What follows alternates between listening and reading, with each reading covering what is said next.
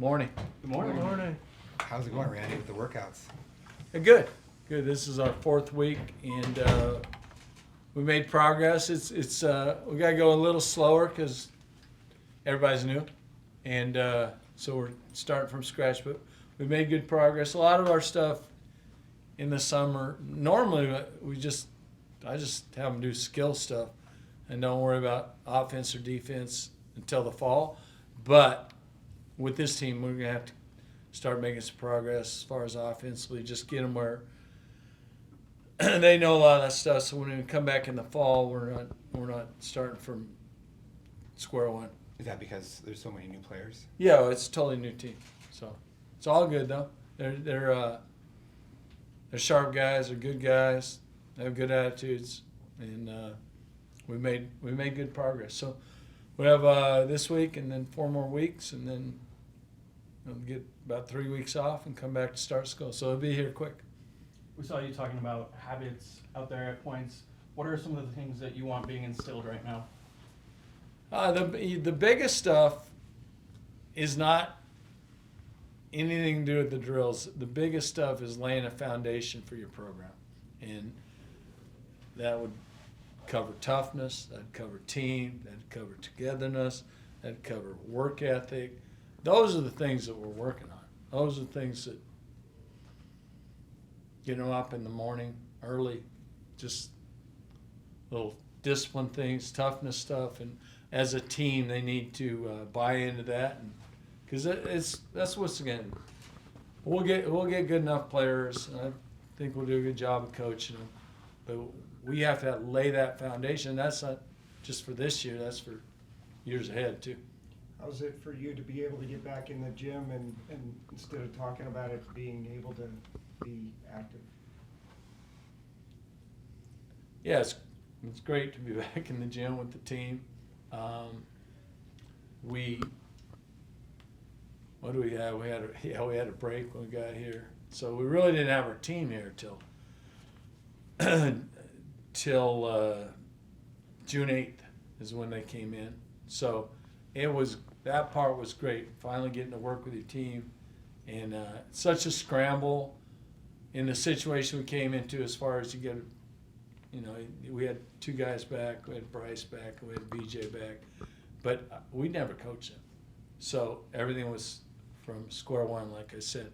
And to be back in the gym and working on it and trying to, it's a challenge. So to start working on the challenge piece of it in the gym is great. You talk about the challenges of having a new look roster. How important has it been to have such a deep staff with so many guys that you trust as you go along that journey? It's a great question. It's everything. Like the staff I was able to hire is great staff, a lot of experience, and so we could hit the ground running a little bit. I don't have to. I've coached with all of them. They've all been on. Yeah. All of them have been on my staff at one time, so we know each other. All that stuff, we're not worried about that. We're past that. And they know exactly what I want, we want. And, yeah, I don't have to say, hey, do it like this. They know how to do it. Coach, with the returning players like BJ and Bryce, what kind of leadership role are you expecting this season? From those two? Yes. I just talked to Bryce about that before I came in here.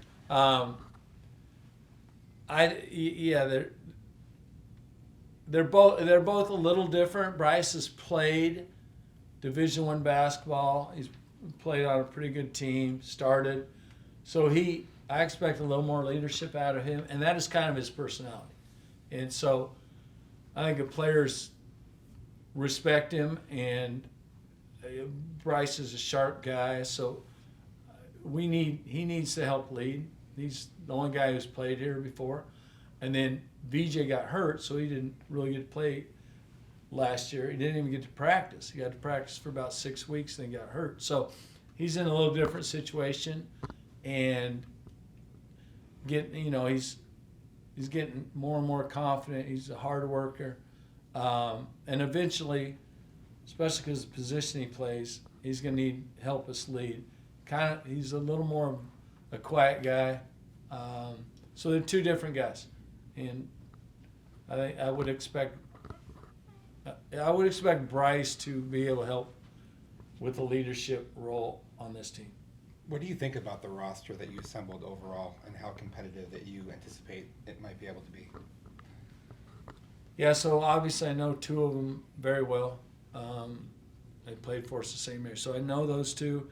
I've seen a couple of the others play. Two others I've seen them play and competed against them, so I have a pretty good idea on them. And those four will play a lot for us. And then the others, I really haven't seen them play much. So we've been able to work with them on the floor, and we'll get it in these 8 weeks. We'll get it to where they play. But I don't really know them as players that well, as far as we still have two guys who aren't here. So we're just kind of teaching, getting them skilled, getting them used to what we want to do offensively, and we just kind of started that last week, that piece of it.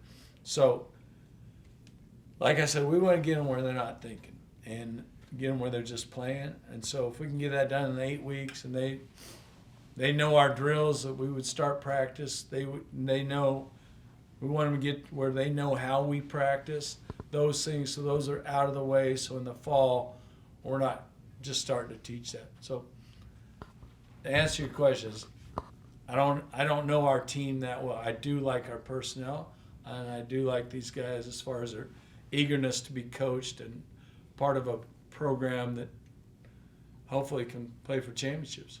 Coach, you have your youth camp coming up. Why was it important to kick that off while you are still building this program and starting to get embedded in the community? Yeah, so that's always been a big deal to me, and I think it's a big deal. Like you said, embedded in the community. Get kids out here, get them on your campus. Let them, it's called the Randy Bennett basketball camp, but it's a day camp. We got in here late, so we put it together late. I apologize for that, but anyhow, we're having one camp this summer. Get it going. Plant the seed that we're gonna have camps here and get kids coming out. Meet our players. We'll be there at times. Get to know our staff, and it'll we'll do a good job with the basketball piece of the camp too. So that is July 27th through the 31st this summer. So we're only having one camp, and I think kids 1st through 8th grade can come. As you and your staff kind of gear up for this transition into the Big 12, is there any kind of fundamental tweaks to how you approach offense or defense or that sort of thing? That are different? Yeah. Not so much. Not so much. We've been a really good rebounding program, and been very good defensively. I think we're 3rd in the country in shooting 3-point percentage. So those are the same things. You probably need more athletic. We need to be more athletic than we probably have been in the past in this league. You can't have to be really tough in this league. I mean, there's some programs that are really tough, but I think overall there's just a little higher level athlete, and so we have to recruit that. But you have to be big. You have to have really good guards. You have to be able to shoot the ball. You have to be able to take care of the ball. You got to be able to block out and rebound. It's all the same things that help you win in basketball. But as I said, I think you probably need a little bigger, quicker guys if you want to get to the top of this league. You've tended to have big teams historically, and this team has 3 7-footers and other guys that have good positional size.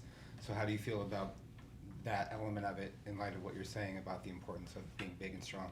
I think you have to be. I don't think you can play small and get it done.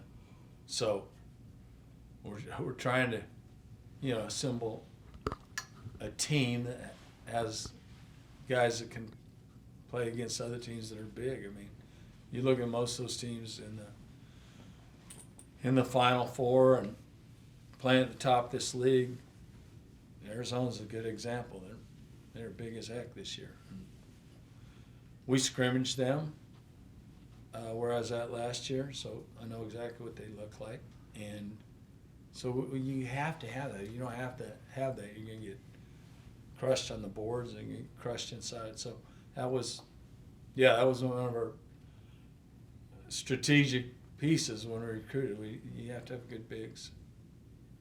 Have there been any guys that have jumped out in terms of the leadership side of things who have really kind of taken this and tried to pass it to their teammates?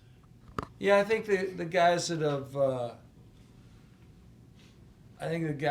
played a lot and had success on other other programs, I think they have the confidence to lead because they've had the success. So early on, Paulus has been. Dylan Shaw is trying to step into that role, and he's doing a good job there. And then I would say Emmanuel Innocente has been impressive there. And then point guard from Portland, Joel, he's at that position you have to lead. And so he's young though. I mean, he's only played 1 year. Emmanuel's a little older, Paulus is older, Dylan's only played 1 year. So we are pretty young, but those guys jump out, and like she asked on Bryce, he should be able to help there. So the rest of them are kind of figuring it out, and they'll get there. How are you feeling with just like your stamina and everything? I'm good. Working back. I feel good, normal. Feel real good. Coach, how do you define success in your year one beyond the wins and losses? Beyond the what? Wins and losses? Yep. Building your foundation, your program the right way. Get that laid down. That'll pay big dividends moving forward. I would say. I mean, I think the byproduct of it will be wins, but I mean, you're gonna have to be tough. You're gonna have to be a team. You're gonna have to have great attitudes. I mean, those are, you have to have great work ethic. Those are like givens, and we control those. Nobody else controls those, and that's kind of what these 8 weeks are for, is build those blocks so that you can build a good foundation. It's the biggest thing by far. Has it settled on you now more that you've been working with these guys, that you're coaching at ASU? But, it was a whirlwind kind of experience early on. Is this more like settled into what you normally like to do, and are you thinking about that in any way? It's a good question. It is. It feels pretty normal, and I've been here long enough with these guys that it just kind of feels like this is our program. This is these are our guys. It's exactly how I feel. So, it's just teaching and getting them, like I said, laying that foundation right now. That we know what we have to do, and we finally have our players, have the coaching staff. So, go to work, get it done. Coach, how cool is it to be at a school like ASU, only 30 minutes away where you started when you were younger in Mesa? Yeah, I would say this. I'm impressed at how powerful this place is, and the resources you have. We have what we need to be good, and so just the facilities are big time. So it's exciting to be here. Yeah, we've just been busy playing catch-up ball, which as far as building a program, that's the obvious. That's what you'd be doing when you take over a new program. But there's just a lot of things that are really good here. The city itself, living here, is there's a lot of good restaurants here. There's a lot to do, and so all that stuff is exciting, fun. I think my staff is feels the same way. Like we're just excited about the new challenge, but excited about where we're at. We're happy. We think this is a great place, and we think we can be really good. You mentioned toughness. What do you want the identity of this team to be? What? You mentioned toughness. What do you want the identity of this team to be? Tough. No, tough. good rebounding team, good on D. Don't give them easy baskets, and then take good shots. It's a pretty simple game, but it's hard to get them there. But what you have to do is that's everywhere, every level, pros, college, whatever. You have to do those things, and if you're not tough, you're not going to get very far. If you want to beat West Virginia or Cincinnati or Kansas or one of those teams on the road, you got to be tough.